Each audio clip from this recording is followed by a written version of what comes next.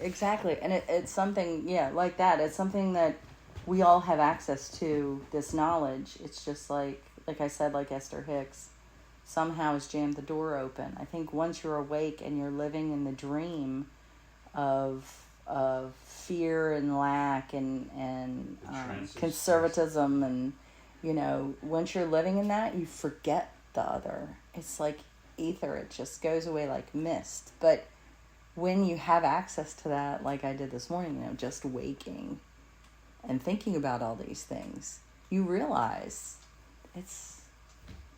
there's nothing to be afraid of. And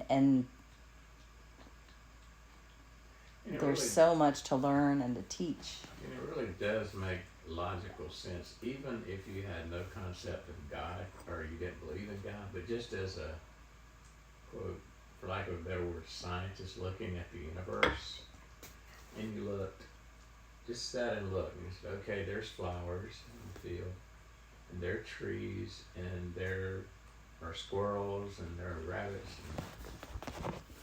So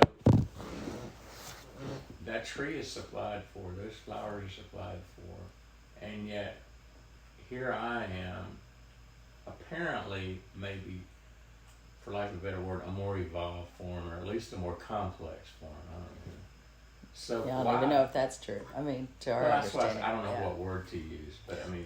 Well, I don't even know if it's true. It's just our understanding. Well, the point I'm trying to make is like, why would that organism be supplied for, and this organism not be supplied for? You know, I mean, why would humans not be? Well, and the thing that always bothered... we have to struggle. The thing that always bothered me about the human perspective is that the belief that this is the pinnacle when we're just inside of it, and that everything is lesser than us. Because... I wasn't saying that. No. I'm not saying that you were. I'm saying that's what has always bothered me about the human perspective.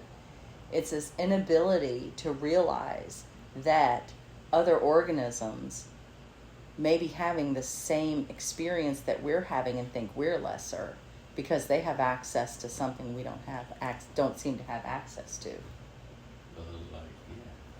So our assumption is, because we're in ourselves, that we are the top of the top, is likely the experience of every organism. But we're just too stupid and limited to